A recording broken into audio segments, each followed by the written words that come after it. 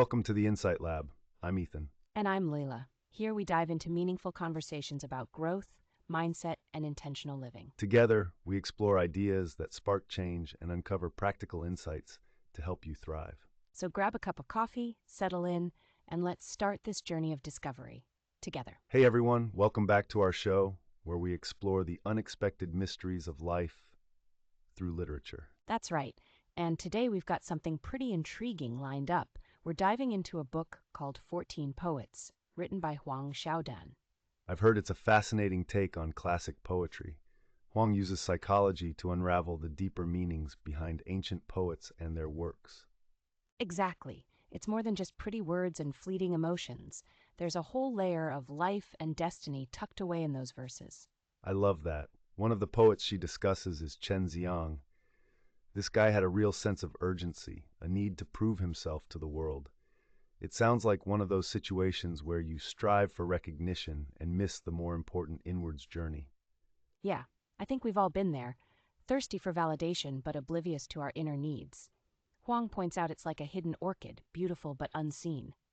I find it depressing yet enlightening, like when you realize that your unmet expectations don't define you, but can guide you back to what truly matters. Totally. It's a reminder of Yuanming's idea.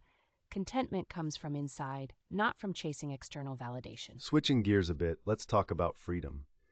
Many of us daydream about a life of total freedom, but Huang sees it differently. Right. She presents this idea of freedom as either accumulating life experiences or shedding what's unnecessary. Like Tao Yuanming seeking peace in seclusion versus Qiji's passionate engagement with the world. Two philosophies, each valid in their own way. It's cool to think that real freedom might not just be doing anything you want, but knowing which battles to choose. And understanding whether your nature leans introverted or extroverted plays a big part in making those choices. Exactly. The real success is living life on your terms, whether it's bustling through cities or retreating to simplicity. That reminds me of the story of Wang Huishi, who traveled miles just to feel satisfied without even completing his journey.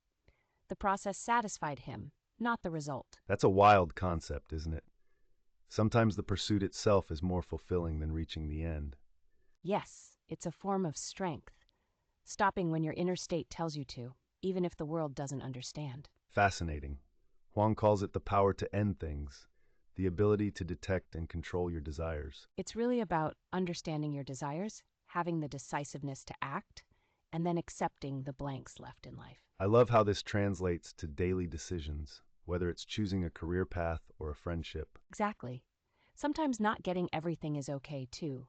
It's this poignant abstinence that makes life richer. Speaking of life's richness, Huang compares celebrations like births and farewells to social events more than personal milestones.